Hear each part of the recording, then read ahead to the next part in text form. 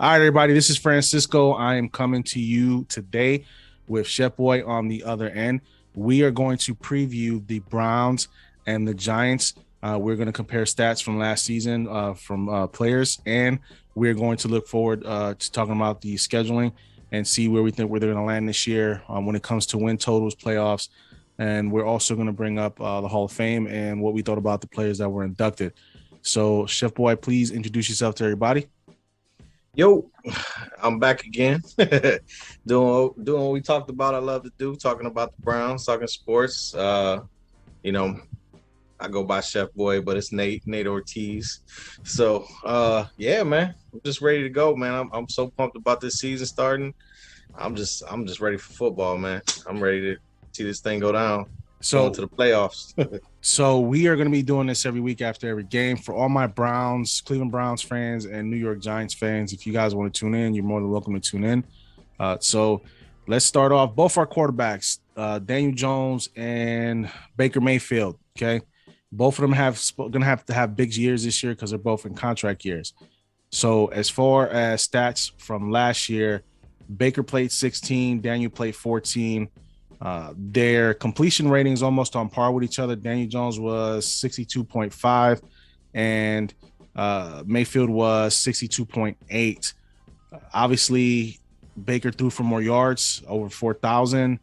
Well, not 4,000. He threw for 3,500 and Yeah. Daniel Jones threw for 2,900. So, but the difference was any interceptions. They pretty much close on that one. Daniel threw 11 10 compared to Baker's 8, but the Baker held on to the ball better. Daniel fumbled the ball. I believe it was 11 or 12 times last year. He had the fumbles. He couldn't hold on to the ball. So Yeah. what are your expectations this year from Baker on what do you think he can accomplish now that he has Odell back in the lineup? Yeah, I think there's like two things that factor into his passing yardage because he threw for more yards the year before his rookie year he did really well. But I think because Stefanski came in incorporated the running game, so that's kind of what we're looking for, like a balanced offense. So Baker, at the end of the year when we lost Odell, they switched the whole offense into more controlled run first, make good passes to open receivers. Wasn't trying to throw it downfield. Wasn't trying to hit the home run ball. So this year, the two big things I think is going to make a difference is I think we already got the run game established, but now we got a defense. That means we're going to get more opportunities, get the ball more.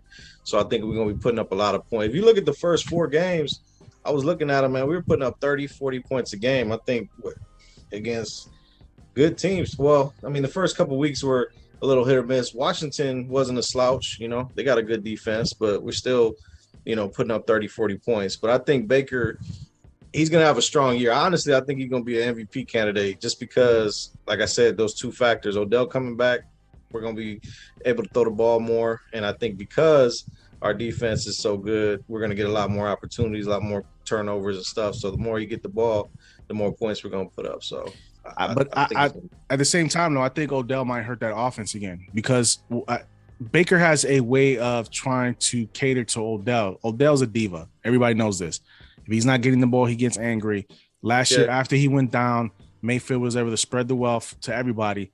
But with Odell coming back, I think he might get some pressure put on him by Odell to start, throwing the ball in places that he shouldn't throw the ball. That's my only fear with Odell. Don't get me wrong, Odell's talented, but the guy can't stay on the field. He's constantly hurt. Yeah. But when he's on the field, he can play. But when Mayfield gets into that groove of trying to get, throw the ball strictly to him, it gets him into trouble. So I think they need to keep what they were doing last year. Odell needs to take a back seat of, that diva mode because it should be all about winning right now. Yeah. But this year, Mayfield has to put up he has to get to the second round.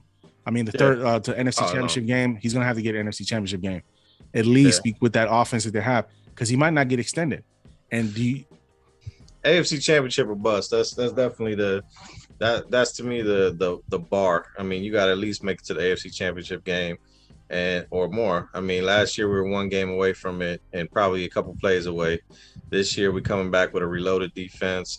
I mean, the pressure is going to be on. I mean, it definitely is going to be different. But I think the difference between Baker rookies, sophomore year, everything like that. I think he felt obligated. He had that new toy in Odell, and he was trying to force it. But I think he's established. His confidence is through the roof, man. I've been listening to his interviews, watching his stuff. He's getting into that Tom Brady mindset. Everything is just business. When you hear him talk, he ain't over the top. He ain't making jokes like he used to as much. You know what I'm saying? Now it's like, I'm focused. I'm going to do what I got to do. He already said, I don't care who I'm throwing it to. I'm throwing it to whoever's open. And you look at the practices, the guy that's been really standing out is DPJ, Dante Peoples-Jones.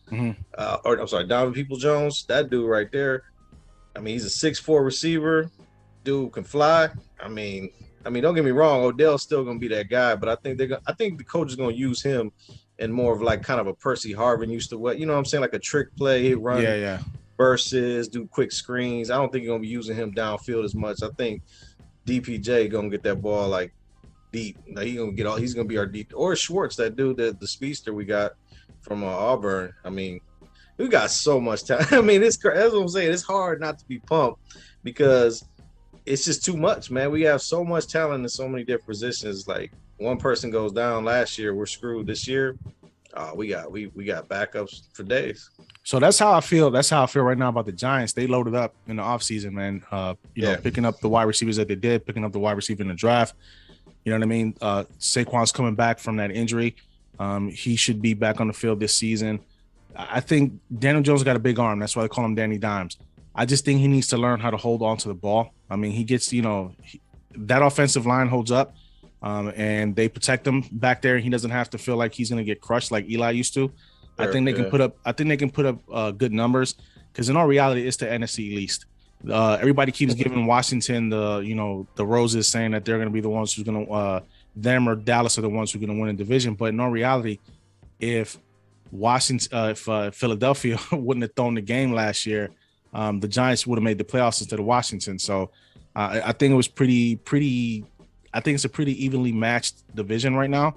And the NFC is like the NFC North right now. I think the cream of the crop right now in the NFC North is going to be Cleveland and AFC. AFC North is going to be Cleveland and the Ravens. I think those are the two clubs that are going to be the ones who's going to be vying for the crown for the division leader and division champs. Now, Pittsburgh, I think you guys need to watch out for Pittsburgh because I think Roethlisberger is going to have his last hurrah this year, and I think he's going to try to go out swinging best he can to get back to the playoffs to avenge that loss, that absolute ass whooping they got last year from Cleveland. So the only thing gonna be swinging is that dude leg from a wheelchair after week 2 when that punk ass offensive line he has folds and he's trust me, man. Like Ben is held together with stitches right now and pin needles and string. That dude is I know he's probably motivated. Don't get me wrong. I think he was motivated after last year. I think we humbled him at that last game, but I just don't see it, man. Like they brought in this running back, they got this, first round running back, Najee Harris. He's supposed to come in and save their run game, but they didn't address the line. They said they addressed the line, but they got dudes retiring. I think didn't Pouncey retired or center retired. They lost another guard. I'm like, yeah, nah, man. I think their era is over. I mean, don't get me wrong. It's a division game. Division games are always going to be tough. That last year, we just jumped on top of them quick. But mostly every game we play with them is either, a field goal game or something like that, or somebody gets blown out. So I don't know. It can go either way. But I don't see it. I don't have faith. But going back to the NFC, it's like that's wide open. I think you're right. I don't think it's Washington's, because who's their quarterback? Fitzpatrick? I was watching the preseason last night, and Fitzpatrick is their quarterback. So, I mean, he looks good for a little bit. He does a little Fitz magic for like the first half of the season, and then he falls off. So they don't have a backup. So they, and Dallas is Dallas. You know what I'm saying? Yeah, Dallas is Dallas for sure. Dallas is going to be, it's 17 games now, so they're going to be 9-8 or 8-9, like they always are. And Philly, I don't know. Philly is the only team that I don't think they're going to do nothing. Well, they just had a major injury on the team. One of their receivers just went down for the year. Oh, I think I heard about that too. Who was that dude? I can't remember the guy. It was their draft pick. I believe it was their draft pick that went down for the year. Their wide receiver draft pick. So let me ask you a question. What do you think about that extension that Chubb got? You think it was you think he got enough money? You think he got a big enough raise, or he should have got more? Because he's an absolute beast on the field, man. The kid can, I mean, he blows through everybody when he's an absolute monster on the field. Yeah. So I personally believe he should have got a little bit more in his contract. I mean, I understand he was a second round pick. I get it, but he still should have made significantly more money than he signed for. Well, I mean, that's what everybody loves about Chubb, man, in Cleveland. That dude is the ultimate team player. He definitely doesn't care about anything. That dude is all about team first, winning. And they said when they went to negotiate, I was listening to the radio the other day, like he just said, I want to get back to playing football. He wasn't even in the go. He let his what do you call it? His agents and stuff kind of work it. Mm. And I think part of the reason the Browns didn't come too much, they setting him up for a big payday. So like his contract ends when he's 29. They say like running backs usually after 30 fall off. So when his contract ends, they're going to come at him with either a really big contract or somebody else will. So they're giving him the opportunity to get that big payday. Plus his injury history. He hasn't played a full season yet. You know what I'm saying? He's been injured pretty much every single year. And this is running backs. That's how running backs are. Right, but he was a 1,000-yard rusher last year. He put up big numbers. He's one of your go-to guys, when you're third and goal. I mean, he's the guy you're going to give the ball to. Yeah. I don't think he's unhappy. Let's just put it that way. If he was unhappy and we didn't pay him a lot, then I'd be kind of concerned. But I think he's just like, you know what? I got paid. I'm going to play the season. I mean, hey, if he's willing to take a pay cut so we can keep, you know what I'm saying, somebody, because they're still working on Ward's extension. They're going to work on Baker's extension.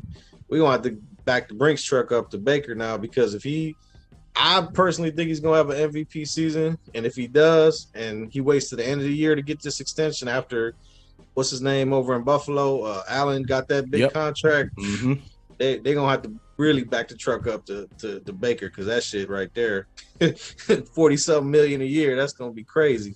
So you figure your guy, but you're a two-headed monster, just not Chubb. You have Kareem Hunt on the team as well, that when Chubb needs to take a breather, Kareem Hunt takes over. I don't think the Giants have that luxury. We had Will Gollum run yet last year. Gollum, and he only had 682 yards last year. Which Saquon coming back, man. I don't think they need to put that heavy of a burden on him running the ball like that, man, because they basically ran him into the ground. I believe that's why he got injured, because they didn't have anybody. There was no offense. There was nobody to throw to. So I'm hoping him coming back, I'm hoping they can spread the wealth a little bit and it can keep some of the pressure off him, because he's one of the best running backs in the league, and he's going to want to get extended as well at some point. I think their offensive line is still a bit shaky. They added some parts, and you see all the offensive linemen that are retiring, right, from the Giants. Yeah. Because apparently Joe Judge, they don't like his style. He might be a little bit too rough around the edges for some people, but you got to remember where he's coming from. He's coming from the Belichick tree. You know what I mean? But I think his is gonna be a little bit different than a lot of these other guys that came from the Belichick tree, because he's actually creating something. And a lot of these guys are so used to being coddled to. If you're a veteran in the league, if you don't have your heart in it, don't be there just to get a paycheck. You understand what I'm saying? Right. And I mean, the Giants, like in football in general, anybody with that Belichick mindset, I think now it only works for him because he was winning. You know what I'm saying? If he wasn't winning, I don't think anybody would do it. So all his disciples that came after him, Romeo Crennel and is drawing a blank right now, the Manginis, you know what I'm saying? The guys that came over here, none of them succeed because that hard nose, shut your mouth, play the game, you're going to do it my way or the highway. That used to fly back in the day. It's a new era. These new players, these college dudes coming out or not, they're not used to that. You know what I'm saying? I think it's a culture shock for them. But if you can get a bunch of people to buy into it, like Stefanski's like that perfect in between. You know what I'm saying? Right. He's still kind of like that, but he's still kind of, I think behind the scenes with his players, he's more personable and everything like that. But the Giants, they got, to me, like I said, it's going to come down to Saquon, and it's going to come down to Daniel. If those two play ball out, like I said, that division is wide open. If they get a taste of some victory, it's just going to snowball, man, because they got a young team with, like you said, a lot of talent. if they could spark something and get rolling, that's another team, like you said, coming out of the NFC East. That's going to be dangerous, man. Because that's what you need in the playoffs. You need a team that can run, and you need a defense. So now defense, I don't know. That's a little shaky, but I know they tried to address it, but I don't know if they did enough. Well, I think they did a good job in getting some corners. They're going to have to extend. Right. They're going to have to extend. They're going to have to try to find a way to keep Jabril Peppers, which is an ex-Cleveland Brown, as everybody knows, because he's been one of their best defenders since they got him. So they tried to address some of the issues at corner. Corner was one of the big issues for the Giants last year. They couldn't stop anybody. I mean, they literally couldn't stop. People were just throwing the ball over the Giants last year. Yeah. They improved towards the end of the season, but it was a little bit too late. Hopefully this year they can get it together where they can, hopefully keep their receivers like Shepard. Shepard was hurt most of the year last year. So was Ingram, their tight end. But we got Kyle Rudolph, you know what I'm saying? So hopefully he can stay on the field as well. And we might be able to do some 2 tight end sets and spread the wealth a little bit to have some of our wide receivers open down the field. But it's all up to Jones. Jones got to find those creases, man. He can't.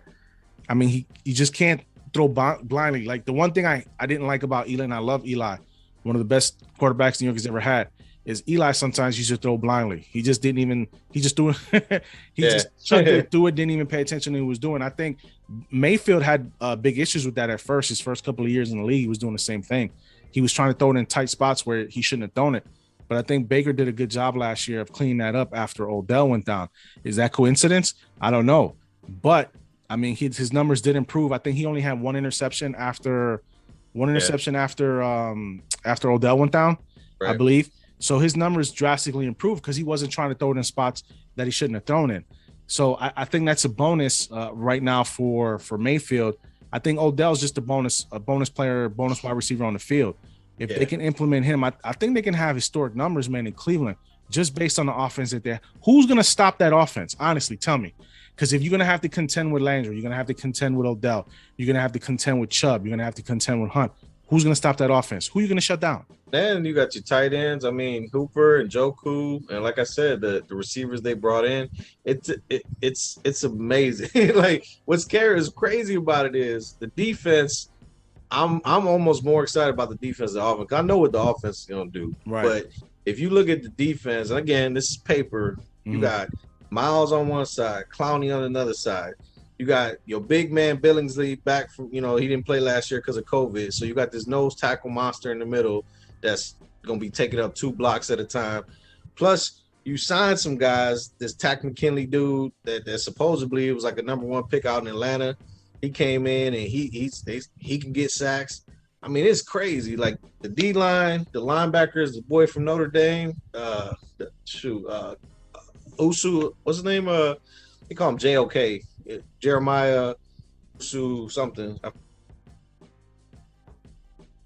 forget. I can't think of his name, but the linebacker we got from Notre Dame, he's a monster. He's showing out in training camp. If we got Joseph from the Rams, the safety, who's balling out in camp. I mean, we just in every position we did better. You know what I'm saying? I don't think we went down in any single position on defense. So that to me is what really excites me. But like you said, on offense, man, please. I mean, give the ball to Chubb, let him get 4 or 5 yards of carry, make good throws, hit your tight end. Everybody catches the ball.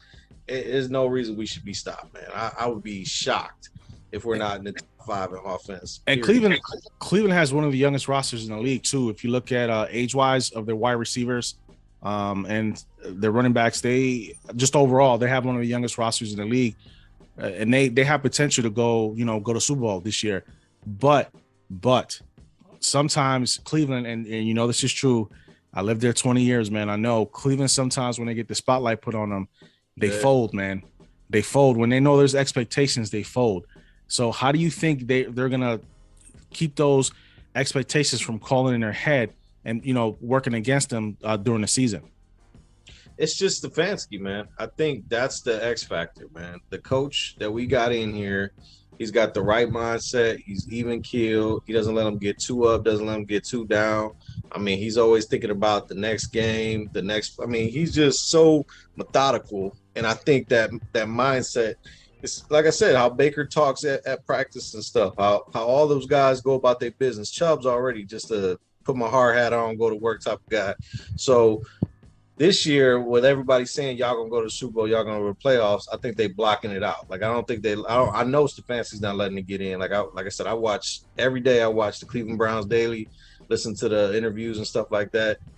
He don't even talk about nothing past the Jacksonville Jaguars. This is a preseason game. You know what I'm saying? Like he's thinking about the Jacksonville Jaguar. He ain't even thinking about Week 1 against Kansas City. So I think that's the biggest thing that's gonna keep it from being one of those kind of like flop seasons, and then it's just too much talent, man. In past years, we'd have one or two stars that we think is going to really make, like we got Odell, and we like, okay, now we got Odell, this is going to be it. But we were hurting on defense. We were hurting in, we didn't have a lot of offensive linemen backup. Now we got the line is set. Like everything is consistent. This is the first time they said in forever, I forget how many years they said, since like 2009 or something, where like the entire offense came back the next year. It was like after that year where we almost went to the playoffs. Braylon Edwards and Kellen Winslow were here. This is the first time that we had the same offense, same 11 guys coming back the next year. So that consistency, just everything, man. I just think it's too much for us to fail. Like I just can't see. Who's going to be your sleeper offensive player this year for the Browns?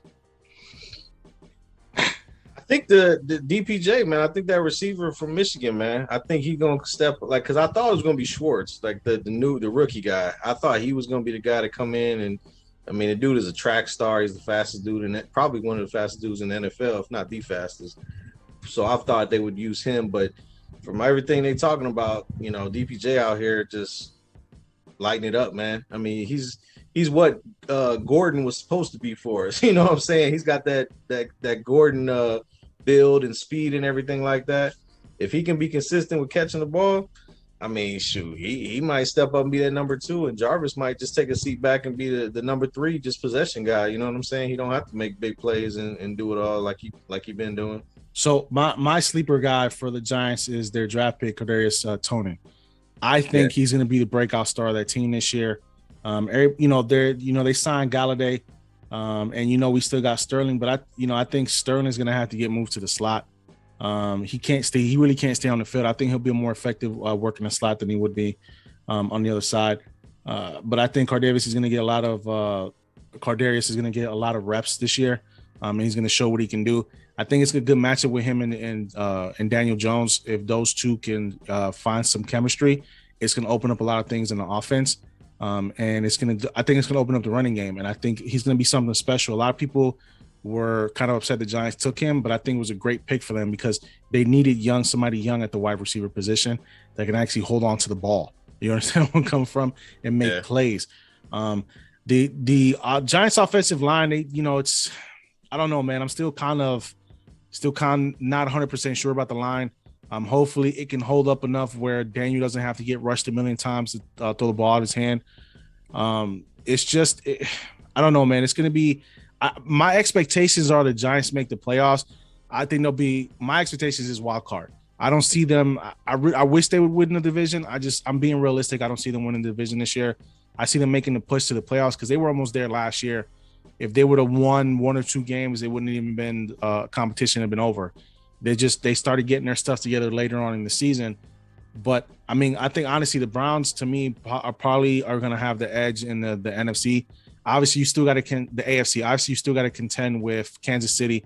They're not going anywhere this year. Kansas City's not going anywhere. Who else? I don't know, man. I think Buffalo. I mean, I can't see Buffalo. To me, I don't know if I can give Buffalo that kind of love 2 years in a row. Buffalo hasn't shown that. But when has Buffalo, besides the days of the early Bills when they went to the Super Bowl 4 times in a row? When's the last time you seen Buffalo put something back-to-back seasons like that together? You haven't seen that in a while. I can't, and then he might get, Allen might get last days ago now because he got a big contract. When they're not hungry anymore, you know what tends to happen, right? They don't play as hard as they should be playing because they don't want to get hurt. I think Baker's hungry. So I think Baker's very hungry because he knows if he doesn't do what he needs to do, his contract goes bye-bye. You understand? They're not going to sign him to an extension the way he wants to, or they're going to lowball him on his extension. Don't get me wrong. Somebody else will pick him up in a heartbeat.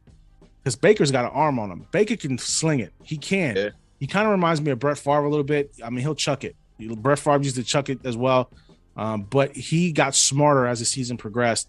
And I think Baker has an opportunity to be, like you said, be in the MVP discussion if he can keep the ball, if he can keep the ball clean and not throw interceptions as many as he can this year. But Daniel Jones, I think Daniel Jones as well needs to clean up his fumbles, man. If he can hold on to the ball, I think the Giants have a chance to have one of the top offenses in the NFC, just based on the talent they have. If he can, with Saquon Barkley coming back. But the defenses, now your defense, now you guys signed Clowney, but is he going to stay healthy? That's the question. Well, this is the year that I don't think it matters. I think it matters. It's important.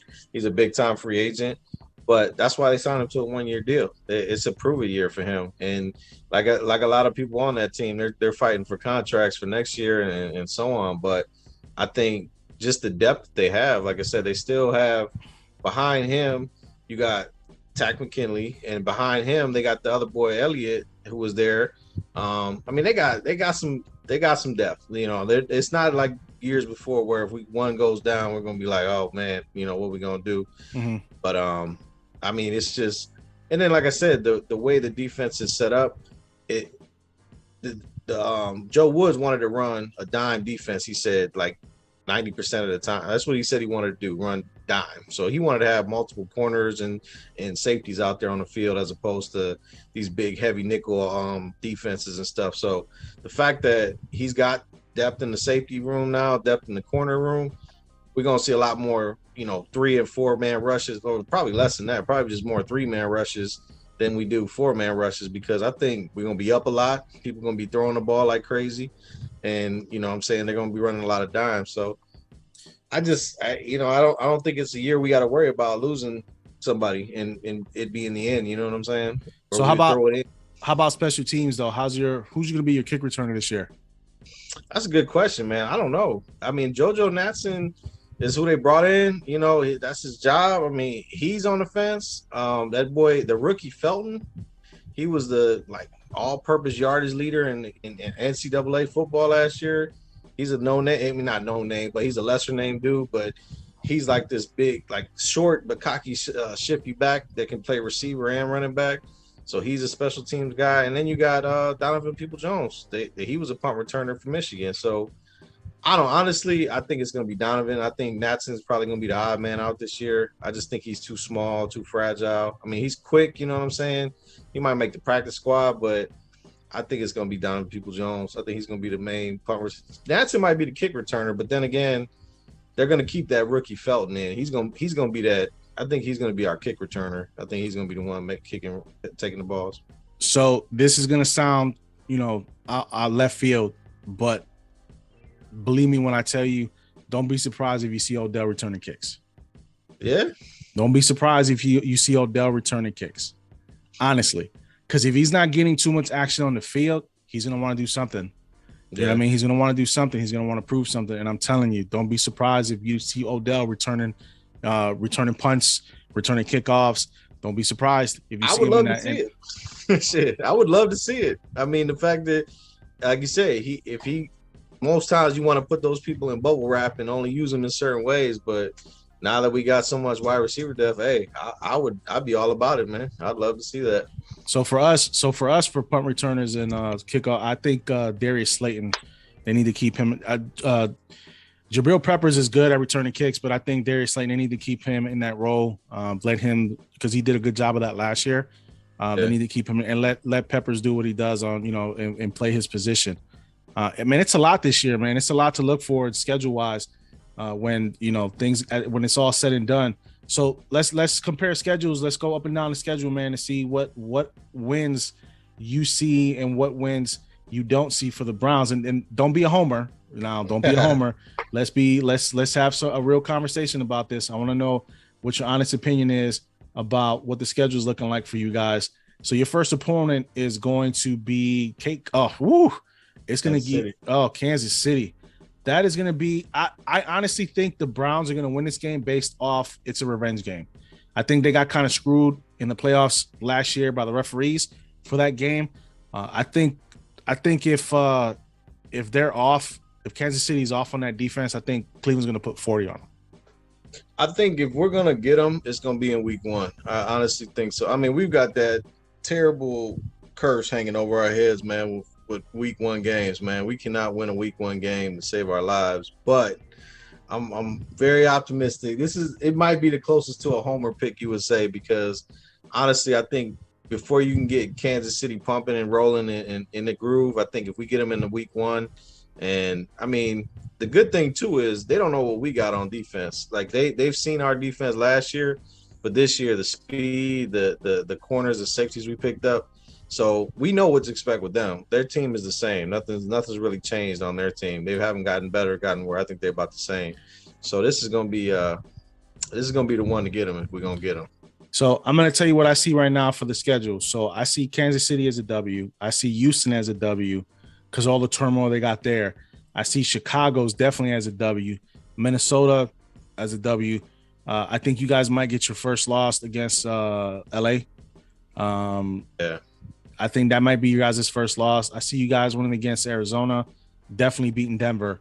And then the Pittsburgh game might be a tough one. That one I can't guarantee you that one because it's either or, man. You guys, but you guys are at home for that game, so that might work in your guys' favor.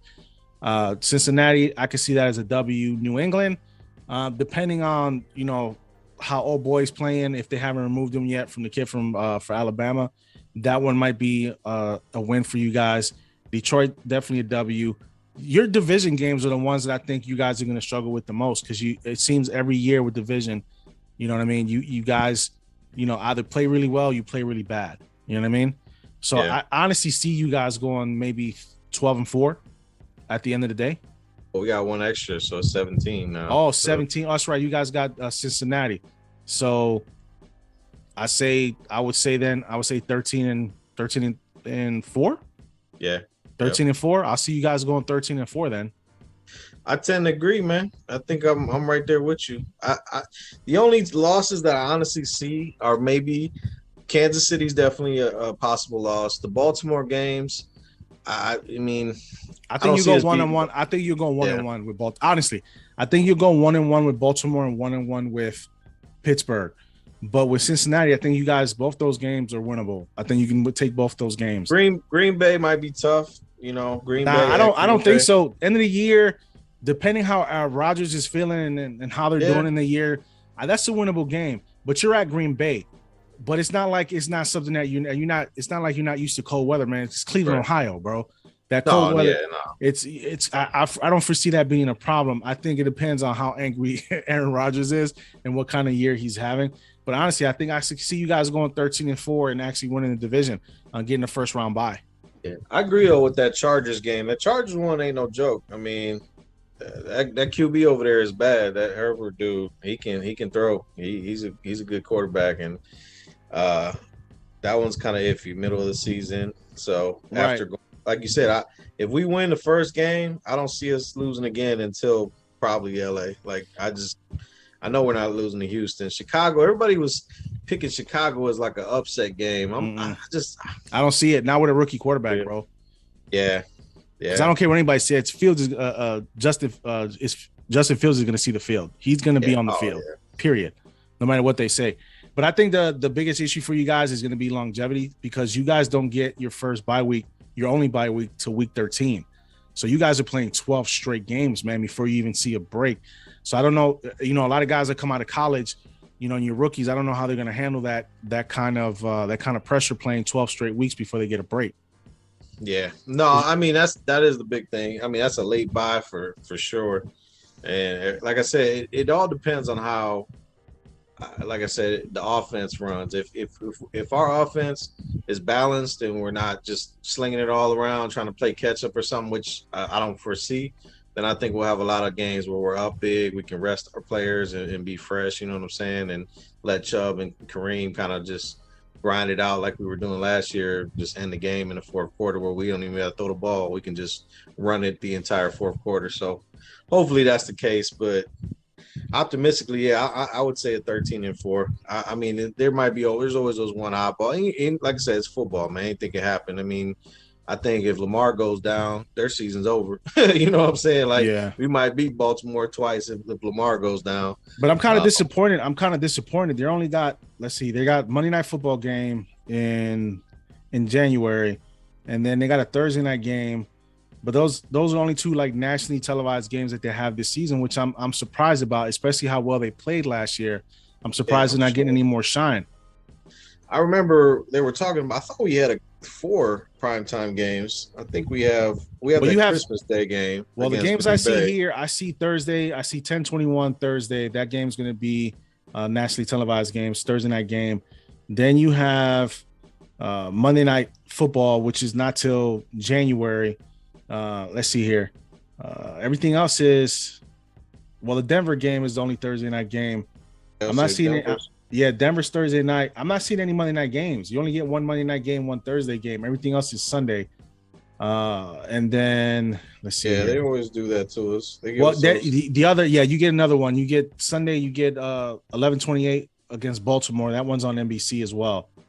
And then that's Steelers is an 8:15 game, January 3rd. January 3rd. Let me see that. January 3rd. Oh yeah, you're right. Yes, it is. Well, that's the one I was talking about. That's the one that's on ESPN. Yeah.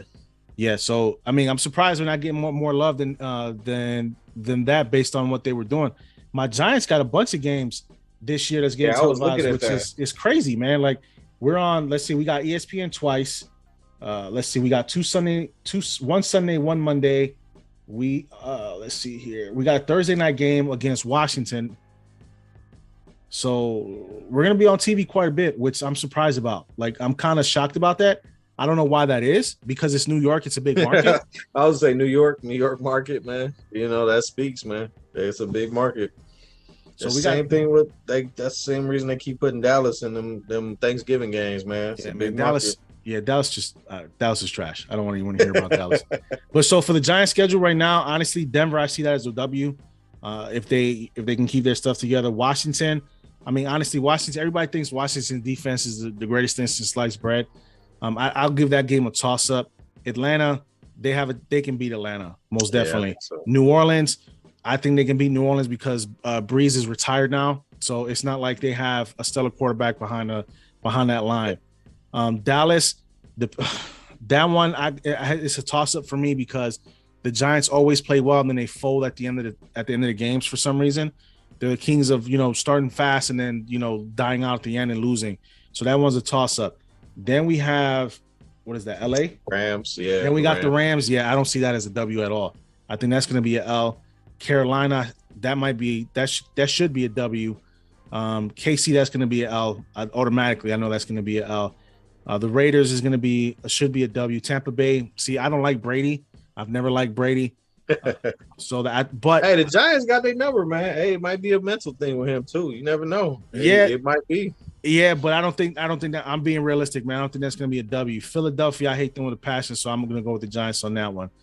Miami, that's a winnable game with Tua still trying to figure himself out. We got LA, the Chargers were. I think that's going to be an L. Honestly, man, I think the Giants finish maybe 9-8, maybe 9-8. I'd say I would. Yeah, I mean, there's a couple that those ones where you said could be a L.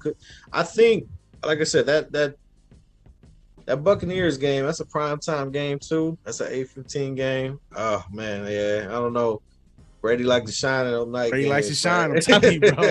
Brady likes to shine. Then he carries a little bit of animosity towards the New York Giants for denying him two extra Super Bowls on his hand. I think the Rams, they're coming to New York, so that coming from Cali to New York, it's an early game for them too. They play at 1, so that that might be a little bit of an advantage. Honestly, a win or two, then I definitely would give it to y'all. Honestly, I see them more as a 5. I see the Giants more as a 500 club this year. I'm being optimistic, and I want them to be able to be at least 9 wins. But realistically, man, I see them as a 500 ball club this year. I'm just being realistic, man. They still have, well, now if Joe Judge has him playing the way he had him playing at the end of last year, right. They might get on the road, but Danny has to hold on to that ball, man. He's got to hold on to that ball, and he's got to stop throwing stupid picks.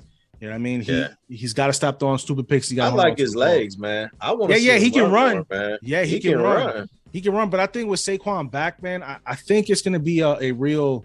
They have a real shot, man, of making the playoffs this year because I'm just not confident in the Cowboys. They always start off well and then they fold, man. You can always expect the Cowboys to fold up, man. It's just the way it is. They didn't really do much either in the offseason. No, not at all. They didn't do anything. They didn't do anything. And then you see their QB's got to get an MRI done in his shoulder already because he's having discomfort in there. But they're saying it's just, precautionary reasons for him to get it done. So I don't know, man. I just don't see the Giants, winning 12, 11 games. Hope they prove me wrong. And I'm a diehard Giants fan, but I'm being, I got all my colors on, but I'm just being realistic, man. I don't foresee them being, one of the top teams in the NFC. When you have places, you have Green Bay, you know what I mean? You have Tampa Bay, and Brady's going to want to go back to back to prove a point that he's still one of the best out there. So it's got to catch up sometime, man. Father Time's going to catch up. But when the team is doing what Brady wanted, and they're bringing all the pieces in, they brought all the pieces in Brady wanted. They actually listened to their QB, and their QB took them to another Super Bowl and won it. I mean, they absolutely demolished Kansas City in that game. It wasn't even close. Yeah. And you know what? I mean, that dude carries that clout. I never liked Brady. I loathe the New England Patriots. Like, I would never, ever be happy if New England does anything good, even with Brady gone. But I really never liked him. But I can't say nothing about Brady, man. He used to go, dude did what he did, man. Come out of, go to a new team and over 40 years old coming in there. Nah, man, I can't say nothing bad about him. So as it stands right now, I got the Browns winning the division. I got the Browns heading to the AFC Championship game.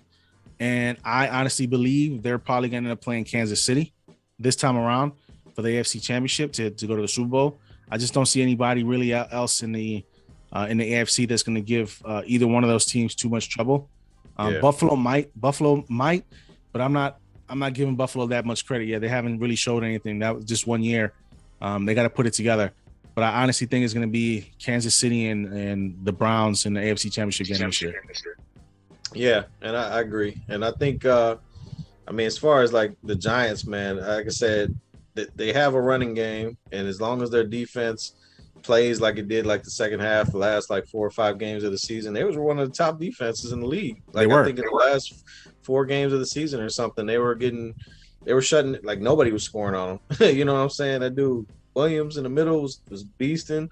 So I'd say your team, the only three teams in the NFC that I think could give them problems is Green Bay, Baltimore. Sorry, not Baltimore, Buccaneers, and what's it called?